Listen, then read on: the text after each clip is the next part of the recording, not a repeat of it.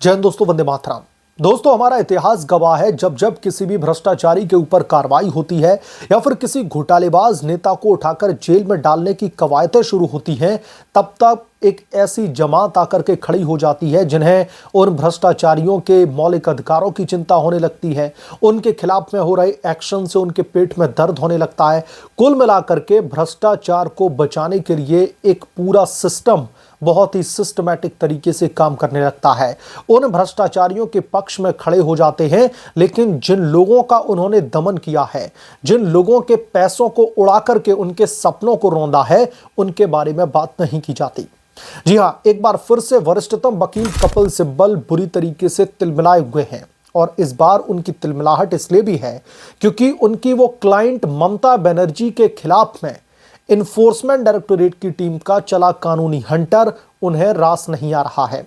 इसलिए मैंने स्टार्टिंग में ही कहा कि हमारे देश में एक जमात बैठी हुई है जिनका काम ही है दरअसल इन्वेस्टिगेटिव एजेंसीज के एक्शन पर सवाल खड़े करना, जिनका काम यह भी है कि सरकार को कटघरे में खड़ा कर देना, भले ही वो काम कानूनी सम्मत क्यों ना हो रहा हो, भले ही हमारे देश की जांच एजेंसियां कानून को फॉलो करके ही काम क्यों ना कर रही हो, लेकिन इन लोगों को बहुत तकलीफ होने लगती है। अब चूंकि आईपैक के ऊपर कानूनी हंटर चल रहा था, इन्फोर्समेंट डायरेक्टोरेट की तरफ से रेड मारी गई, इसका सीधा सीधा कनेक्शन ममता बनर्जी से भी निकल आता है, क्योंकि ममता बनर्जी की बौखलाहट हमने देखी कि वो किस तरीके से इस पूरे के पूरे मामले में कूदी। लेकिन यहां पर बात ममता बनर्जी या फिर आईपैक में जो कोयला घोटाले में लोग जो है इन्वॉल्व हैं उनकी नहीं है। यहां पर मैं बात उस जमात की करना चाहता हूं जिसको हमेशा भ्रष्टाचारियों के ऊपर जब एक्शन लिया जाता है तो उनको बहुत तकलीफ होने लगती है। और इस जमात में अब की बार वरिष्ठतम वकील कपिल सिब्बल भी इन्वॉल्व है। वकील कपिल सिब्बल को बहुत ज्यादा तकलीफ हो रही है कि इन्फोर्समेंट डायरेक्टोरेट आखिरकार चुनावी साल में पश्चिम बंगाल में कैसे चली गई, कैसे आईपैक के दफ्तर पर छापा मार दिया, कैसे जो आईपैक के जो मुखिया हैं प्रतीक जैन, उनके घर पर कैसे रेड मारने के लिए पहुंच गए। तो इसीलिए कपिल सिब्बल का गुस्सा फूटा और कपिल सिब्बल कह रहे हैं कि इन्वेस्टिगेटिव एजेंसीज का बेजा मोदी सरकार इस्तेमाल करती है अपने विपक्षी दलों को दबाने के लिए। दरअसल इसको एक हथियार बना लिया गया है, इसको एक औजार बना लिया गया है। जब भी इलेक्शंस के टाइम आते हैं तो इसको पूरे देश में छोड़ दिया जाता है नेताओं के पीछे कि जाकर के इनके तमाम जो कारनामे उनको खंगालो और जरूरत पड़े तो इनके खिलाफ में ऐसे एलिगेशंस लगाओ जो चुनाव के टाइम पर इनकी छवि को धूमिल करें और इलेक्शन हार जाएं। दोस्तों, यहां पर समझने वाले दो फैक्टर हैं। हम कपिल सिब्बल के उस फैक्टर की भी बात करेंगे, लेकिन जो कपिल सिब्बल ये कह रहे हैं कि इन्वेस्टिगेटिव एजेंसीज खासतौर पर ईडी को इस्तेमाल किया जाता है जो भारतीय जनता पार्टी के जो अपोजिट पॉलिटिकल पार्टी है, थोड़ी देर के लिए हम मान लेते हैं कि कपिल सिब्बल साहब ठीक बोल रहे हैं। समझने वाली बात यहां पर यह है कि आईपैक एक कंसल्टेंसी है। आईपैक अपने आप में कोई पॉलिटिकल पार्टी नहीं है। आईपैक का कोई नेता भी नहीं है कि आईपैक जब पॉलिटिकल पार्टी नहीं है तो उसका नेता भी नहीं है। तो जब आईपैक के ऊपर ईडी की रेड पड़ती है, कोयला तस्करों के वहां पर तमाम डॉक्यूमेंट थे, उन डॉक्यूमेंट को खंगालने के लिए ईडी की टीम पहुंची थी, उन डॉक्यूमेंट को अपने कब्जे में लेने के लिए ईडी की टीम पहुंची थी। तो यहां पर किसी राजनीतिक दल के ऊपर या फिर किसी नेता के ऊपर तो कार्रवाई थी ही नहीं। ये कार्रवाई उन तमाम सबूतों को कलेक्ट करने के लिए थी जो लोग कोयला घोटाले में जुड़े हुए हैं। और ईडी के पास में इस बात के पुख्ता सबूत थे कि इसमें आईपैक के पास में कुछ ऐसे लेखा जोखा है जिससे इस मामले में एक बहुत बड़ी कहीं ना कहीं खुलासा हो सकता है और जो भी भ्रष्टाचारी हैं उनको गिरफ्तार किया जा सकता है। पहली चीज। दूसरी चीज, प्रतीक जैन जो आईपैक के मुखिया हैं, वो भी कोई भी राजनेता नहीं है। आईपैक चूंकि अपने आप में पॉलिटिकल पार्टी नहीं है, तो पहली चीज तो कपिल सिब्बल साहब, ईडी की रेड किसी भी पॉलिटिकल पार्टी के अगेंस्ट नहीं पड़ी थी, सिर्फ और सिर्फ घोटालेबाजों को पकड़ने के लिए की गई थी। और आप तो सुप्रीम कोर्ट में एक वरिष्ठतम वकील हैं, आपसे ज्यादा तो कानून या फिर यूं कह लीजिए जो कानूनी दांवपेच हैं वो मैं भी नहीं जानता, ठीक है। और हमारे जो व्यूअर हैं वो भी नहीं जानते होंगे जितने आपको कानूनी दांवपेच आते हैं। मसलन जब इन्फोर्समेंट डायरेक्टोरेट की टीम ममता बनर्जी से उसको कोई लेना देना नहीं था, उनकी रेड में जाकर के दखलंदाजी जब राजनेताओं ने दी, तो फिर इन्फोर्समेंट डायरेक्टोरेट की टीम के जो मौलिक अधिकारों का हनन हुआ उसके खिलाफ में सुप्रीम कोर्ट पहुंचती है। अब दोस्तों, एक और मैं आपको बेहद ही महत्वपूर्ण मुद्दे पर, एक महत्वपूर्ण बिंदु पर मैं आपका ध्यान केंद्रित करना चाहूंगा। और आप लोग समझिए कि कपिल सिब्बल साहब, ममता बनर्जी के खिलाफ में तो अभी कार्रवाई हुई भी नहीं है। इस रेड को लेकर के कितने ज्यादा व्यथित है कपिल सिब्बल साहब, जो उनका जो दर्द है वो बाहर आ रहा है। कपिल सिब्बल साहब ये कह रहे हैं कि चलिए ठीक है, ईडी गई थी रेड मारने के लिए, तो ऐसा कौन सा कानून कहता है, क्योंकि ईडी की तरफ से ये कहा गया कि हमने कोयला घोटाले में ये रेड मारी है। तो कपिल सिब्बल साहब ये कह रहे हैं कि ईडी अगर कोयला घोटाले के लिए रेड मारने गई थी तो उसको कोयला घोटाले से रिलेटेड जो तमाम डॉक्यूमेंट हैं उन पर अपना कब्जा जमाना चाहिए था, या फिर उनको अपने जो है गिरफ्त में लेना चाहिए था। सारी फाइलें क्यों ईडी वहां पर लेने के लिए पहुंची? पहली चीज, इन्फोर्समेंट डायरेक्टोरेट ने कपिल सिब्बल साहब ये बिल्कुल क्लियर किया हुआ है कि वो वहां पर कोयला घोटाले से रिलेटेड ही रेड मारने के लिए गए थे। अब कपिल सिब्बल साहब को ऐसा कौन सा उनका सोर्स है वो जो ये कह रहा था कि ईडी इस मंशा से गई थी कि आईपैक्ट में जितनी भी फाइलें रखी हैं सारी फाइलें उठा करके अपनी जो है गाड़ी में रख लेनी है। ये खबर कहां से कपिल सिब्बल साहब के पास में पहुंची कि ईडी को सिर्फ कोयला घोटाले से रिलेटेड फाइलों पर कब्जा करना चाहिए था, वो सारी फाइलों पर क्यों कब्जा करने लगे? तो कपिल सिब्बल साहब ये फैक्ट्स आप कहां से प्रोवाइड करा रहे हैं कि ईडी वहां पर आईपैक के दफ्तर में रखी जितनी भी फाइलें थी एक एक कागज के टुकड़े को उठाने के लिए चली गई थी? पहली चीज तो ये, क्या ये कपिल सिब्बल अपनी क्लाइंट ममता बनर्जी को बचाने के लिए क्या ये स्टेटमेंट नहीं दे रहे हैं कि जो ममता बनर्जी एक नैरेटिव सेट करने की कोशिश कर रही थी, क्योंकि बार बार ममता बनर्जी को मीडिया हाउसेस की उन तमाम तस्वीरों में दिखाया जा रहा है कि वो हरे रंग की फाइलें लेकर के जा रही हैं, उनके अधिकारी दर्जन भर फाइलों को उठाकर छीन करके ईडी के अधिकारियों से ममता बनर्जी की स्कॉर्पियो एन में डाल देती हैं, उनकी जो गाड़ी थी उसमें डाल दिया जाता है। तो यहां पर समझने वाली बात यह है कि जो ममता बनर्जी पिछले कुछ दिनों से लगातार एक नैरेटिव सेट करना चाहती हैं कि उनकी पॉलिटिकल स्ट्रेटजी, उनके उम्मीदवारों के नाम, पॉलिटिकल पार्टी के फाइनेंशियल रिकॉर्ड्स, इन तमाम दस्तावेजों पर ईडी अपना कब्जा जमाना चाहती थी। और जैसा कि ममता ने कहा अपने भाषण में इस पूरे के पूरे कांड के बाद में कि उनकी पॉलिटिकल स्ट्रेटजी को चुराना चाहती थी भारतीय जनता पार्टी। मोदी और शाह ने ईडी को भेजा कि जाइए ममता की पॉलिटिकल स्ट्रेटजी को चुरा के लेकर आइए। मोदी शाह ने पूरे देश को जीत लिया, इस पर अभी हम बात करेंगे।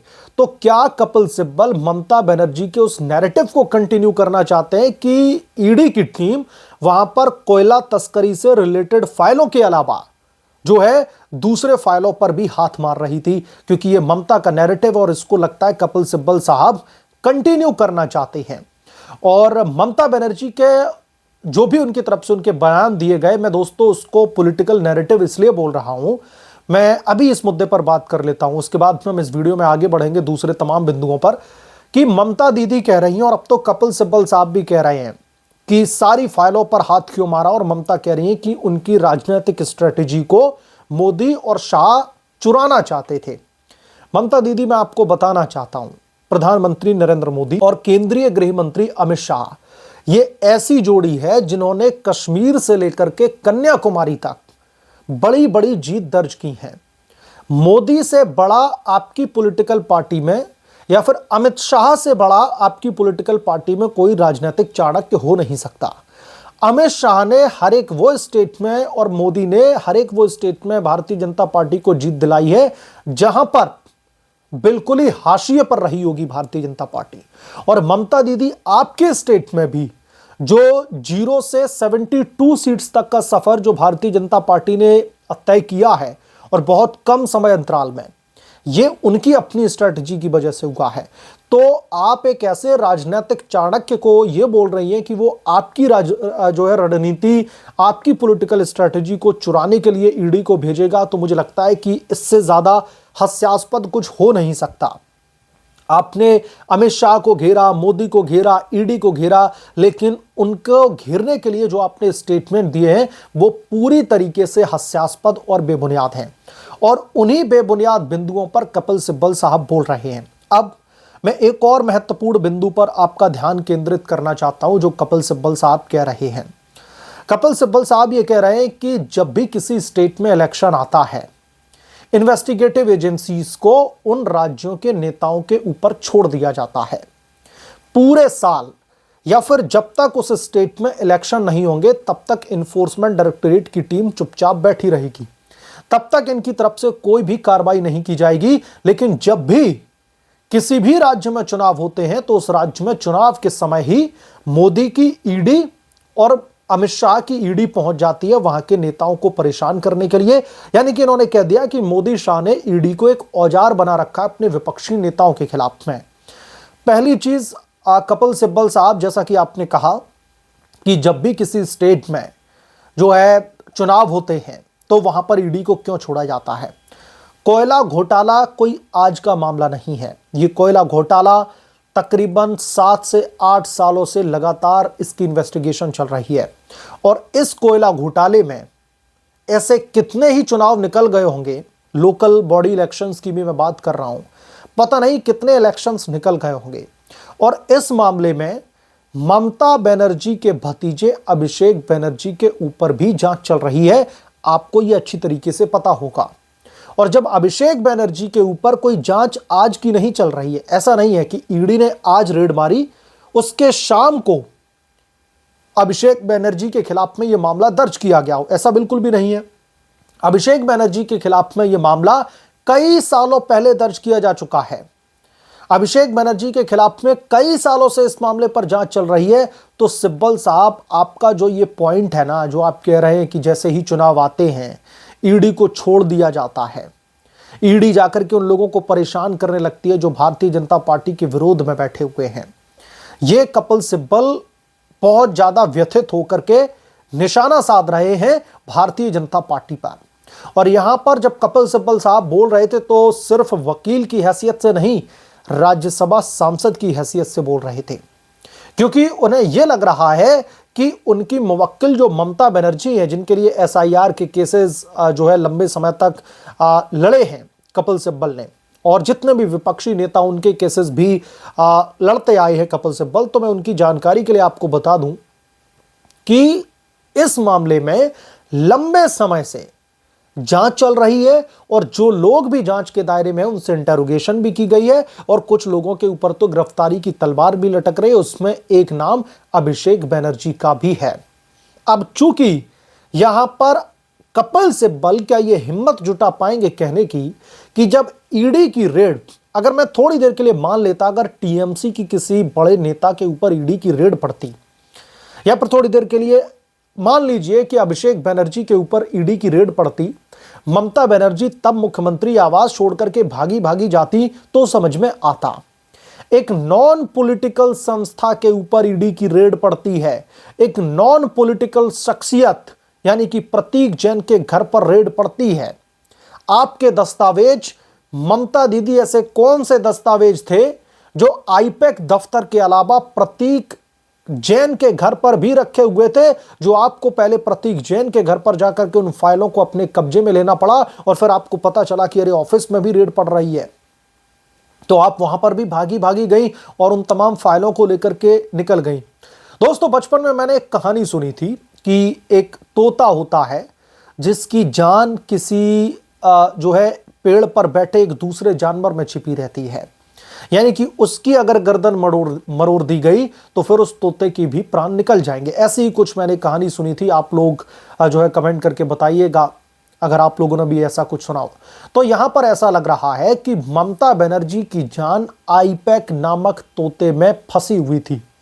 ममता बनर्जी की जान उन तमाम हरी फाइलों में अटकी हुई थी जो ममता बनर्जी आनन फानन में लेकर के भागी हैं, जिस पर ममता बनर्जी ने न आओ देखा न ताओ ईडी के अधिकारियों के ऊपर जबरन फोर्स करके अपनी जो पुलिस का महकमा है उसका दमखम दिखाते हुए ममता दीदी पहुंचती और इन फाइल्स को लेकर के पहुंच गई। तो ये सब कुछ देख करके तो मुझे लगता है कि वो फाइल सिर्फ टीएमसी की पॉलिटिकल स्ट्रेटजी या फिर आईपैक के कुछ फाइनेंशियल रिकॉर्ड्स नहीं थे, या फिर ममता कह रही कि उनकी पॉलिटिकल पार्टी के फाइनेंशियल रिकॉर्ड्स थे, तो सिर्फ वो तमाम रिकॉर्ड्स नहीं थे, यहां पर घोटालेबाजों के रिकॉर्ड्स मौजूद थे।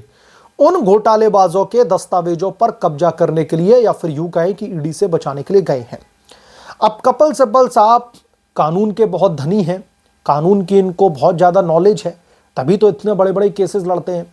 तो सिब्बल साहब, आप जरा एक लाइन ईडी के अधिकारों पर भी बात कर लेते। आप जरा एक बार ममता बनर्जी के मौलिक अधिकारों की आप बात कर रहे हैं, आप वहां के नेताओं के मौलिक अधिकारों की बात कर रहे हैं जिनके ऊपर यह कार्रवाई की जा रही है, आप आईपैक के मौलिक अधिकारों की बात कर रहे हैं, आप प्रतीक जैन को डिफेंड करते दिख रहे हैं, लेकिन सिब्बल साहब एक इन्वेस्टिगेटिव एजेंसीज के हाथ से सबूतों को छीन लेना यह कहां का न्याय है? क्या ईडी के मौलिक अधिकार या फिर ईडी के अधिकारों का यह हनन नहीं है?